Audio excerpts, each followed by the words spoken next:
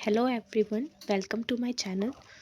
Last session के अंदर हमने डिस्कशन करा था लिविंग वर्ल्ड के अंदर नॉन डिफाइनिंग प्रॉपर्टीज़ को। In today's session we are going to discuss about the defining properties of the living organism. तो हम क्या आज डिस्कस करेंगे? आज हम डिस्कस करेंगे defining properties of living organism.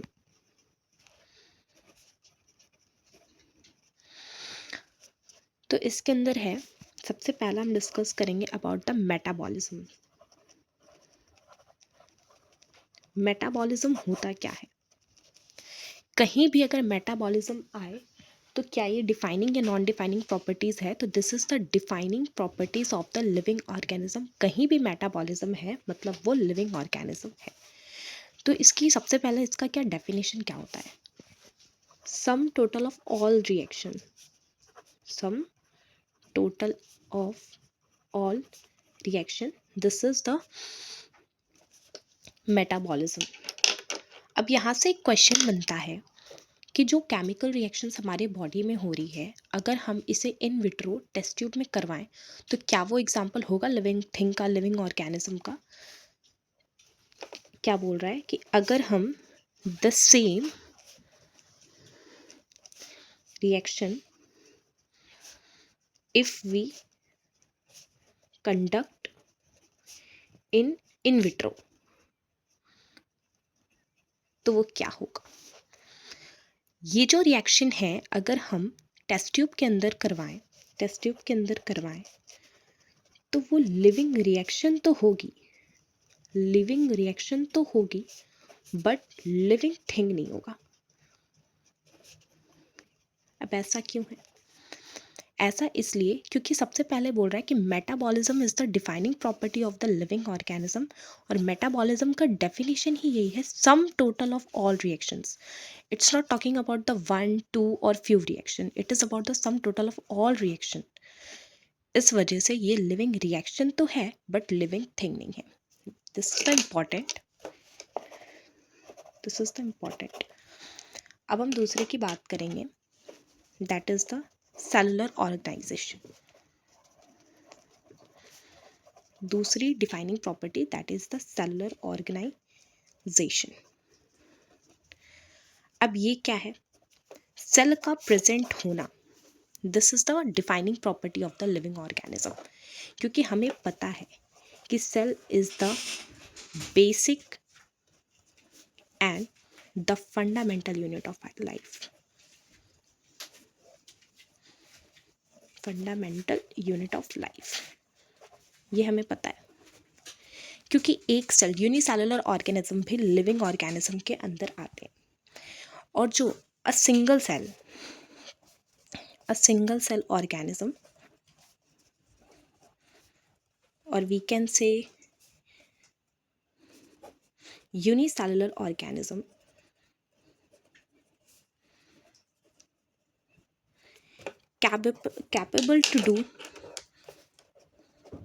capable to do all essential functions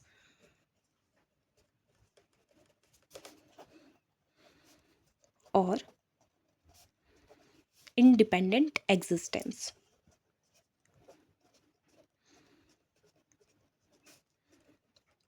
Is it clear? Existence. It means cell is the basic and fundamental unit of life. हमें पता है कि एक single cell organism it's capable to do all essential functions और independent existence के लिए वो capable है। अब यहाँ पे ये चीज़ नोट कर लें, इट मीन्स एनीथिंग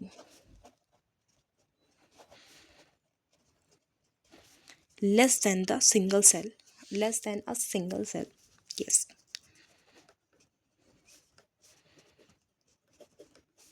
तो ये क्या हो जाएगा?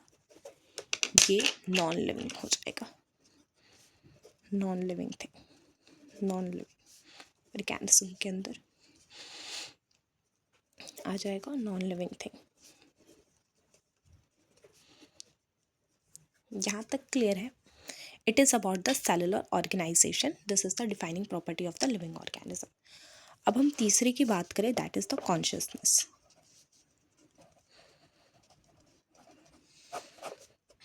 कॉन्शसनेस क्या है?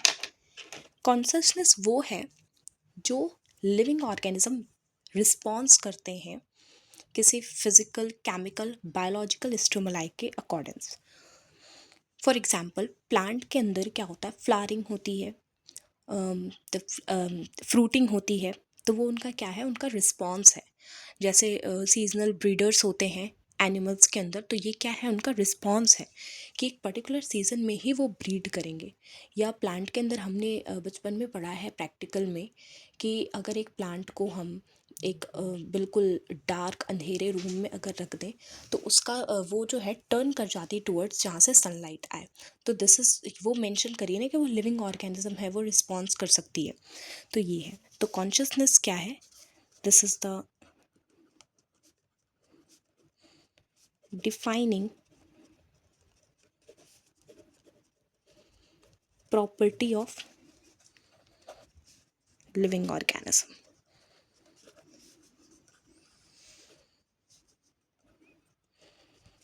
अब कॉन्शियसनेस के अंदर अगर हम देखें प्लांट के अंदर क्या है, प्लांट्स के अंदर क्या होता है कि प्लांट्स के अंदर फ्लावरिंग एंड फ्रूटिंग जो हो रही है, ये इससे पता चलता है कि हाँ वो रिस्पॉन्ड करते हैं अकॉर्डिंग्स टू द सीजन्स और जो उनका टेम्परेचर, जो भी वेदर है, फ्लावरिंग और जो फ्रूटिंग हो रही है।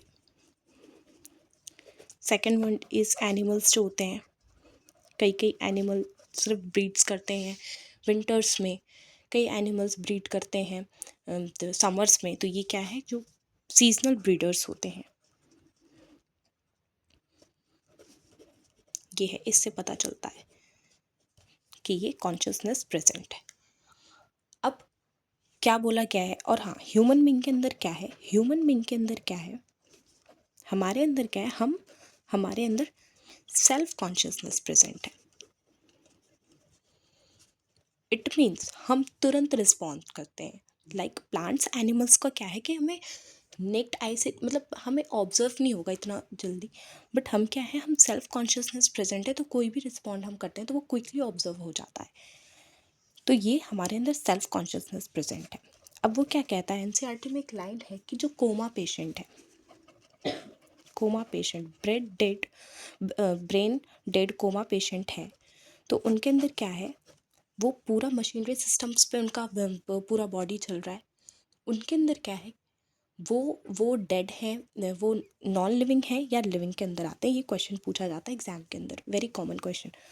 तो कोमा पेशेंट के अंदर क्या है, कॉन्शियसनेस तो प्रेजेंट है, उन्हें हमारी आवाज़ सुनाई देती है, वो चीज़ों सुनते हैं, देखते हैं, सब कुछ करते हैं, तो उनके अंदर क्या है, कॉन्शियसनेस तो प्रेजेंट है, उनके अंदर सेल्फ कॉन्शियसनेस है वो एब्सेंट है, क्योंकि वो तुरंत रिस्पॉन्ड नहीं करते ना। और एज आई टोल्ड यू कि ह्यूमन बीइंग के अंदर सेल्फ कॉन्शियसनेस प्रेजेंट है, मतलब हमारा क्विकली रिस्पॉन्स होता है। सेल्फ कॉन्शियसनेस ये क्या है, एब्सेंट है। तो बताओ ये लिविंग है या नॉन लिविंग है? As I told you, consciousness this is the defining property of the living organism. Self consciousness defining property नहीं है, तो ये क्या हो जाएगा, ये क्या हो जाएगा, लिविंग हो जाएगा, living organism, living thing, organism, we can से।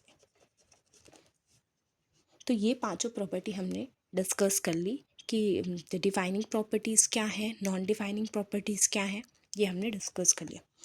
Next I am going to talk about the binomial system. Binomial system of nomenclature भी हम डिस्कस करेंगे।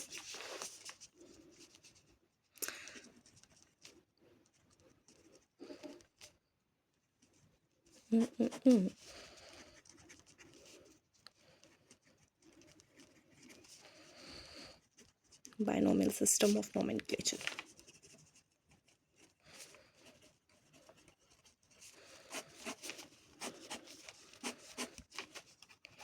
इसे प्रपोज्ड करा था गैस्पर्ड बोहेन ने, प्रपोज्ड बाय गैस्पर्ड बोहेन ने इसे प्रपोज्ड करा था, बट इसे लार्ज स्केल में यूज़ करा था लीनियस सर ने। तो हम ये कह सकते हैं proposed by Gaspard Bohain sir, इन्होंने इसे प्रपोज करा था, बट जो लीनियस सर हैं, इन्होंने ही use this system in large scale, used this system in large scale. किसके अंदर इन्होंने ये प्लांट एंड एनिमल के अंदर करा था। इन्होंने scientific name of the plant and animal, scientific name of the animal इन्होंने अपने बुक में दिया था इन्होंने सबसे पहली बार, और उस बुक का नाम था जिसके बारे में प्लांट के बारे में जो इन्होंने बोला था, स्पीशीज प्लांटरम। एंड इनकी ये जो बुक है वो पब्लिश हुई थी 1 मई 1753। तो लीनियस सर ने क्या किया,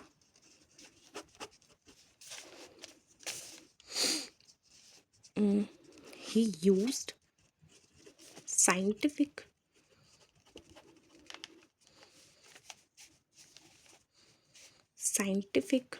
name of the plant अपने बुक में यूज किया था, और उस बुक का नाम था species planter.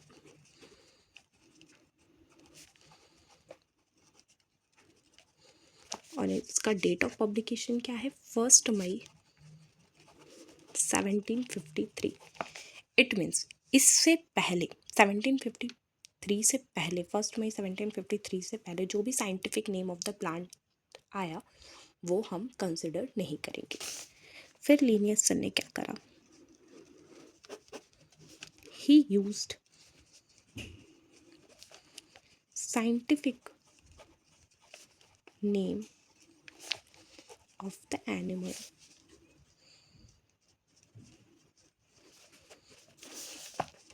in his book. The name of the book is Systema Naturae. Systema Naturae ये, और इसका पब्लिकेशन है 1 अगस्त 1758। इट मीन्स इससे पहले जो भी scientific name of the animal है वो कंसिडर आउट नहीं किया जाएगा। ठीक है, अब इसके बाद हम डिस्कस करेंगे ICBN के बारे में। I am going to discuss about the ICBN। सबसे पहले यहीं से क्वेश्चन आ जाता है ICBN का फुल फॉर्म क्या है। International code botanical nomenclature.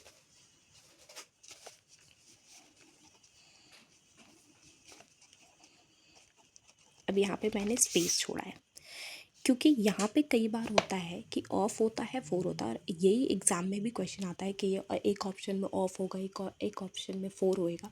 तो एग्जैक्ट होता क्या है, यहाँ पे होता है ऑफ। ठीक है, ICBN international code of botanical nomenclature. Books में भी मिस्टेक होता है बट ऑफ होता है।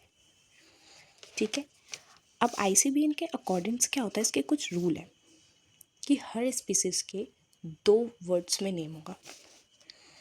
The name of species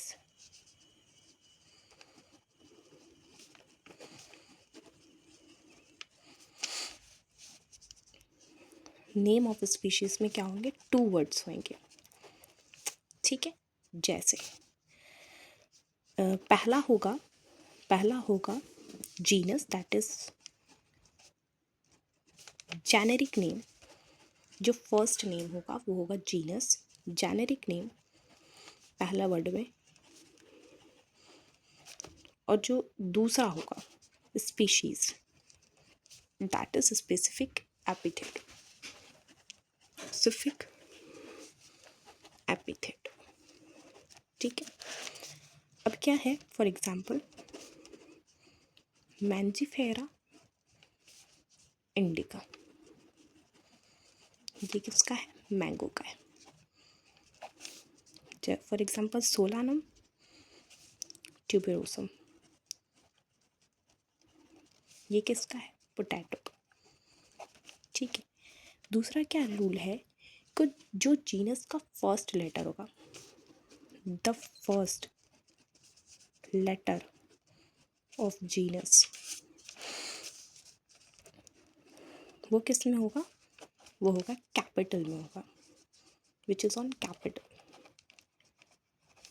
capital letter होगा। ठीक है, जैसे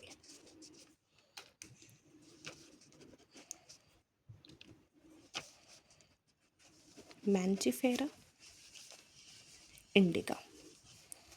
एंड जो स्पेसिफिक एपिथेट का the first letter of species वो किस में होएगी, स्मॉल।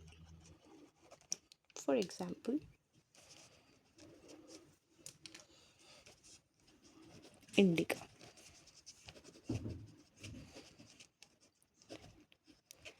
Is it clear? तो पहला जो होगा वो कैपिटल लेटर में होएगा एंड दूसरा जो होगा वो होगा स्मॉल लेटर में। अब तीसरी बात वो कहता है कि if the species name is mentioned by, जो पर्सन की नेम पे हो तो वो क्या हो जाएगा, वो आपका कैपिटल लेटर में आ सकता है। स्पेसिफिक एपिथेट अगर based on the name of any person तो वो किस लेटर से स्टार्ट होगा, फर्स्ट लेटर उसका क्या होगा, कैपिटल में होगा। इफ स्पीशीज जो है based on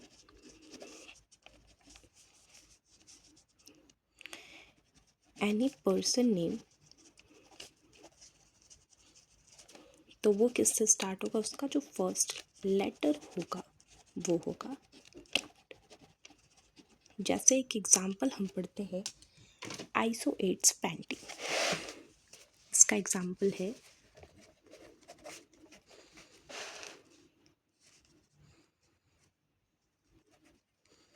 आइसोएट्स painting. You can see over here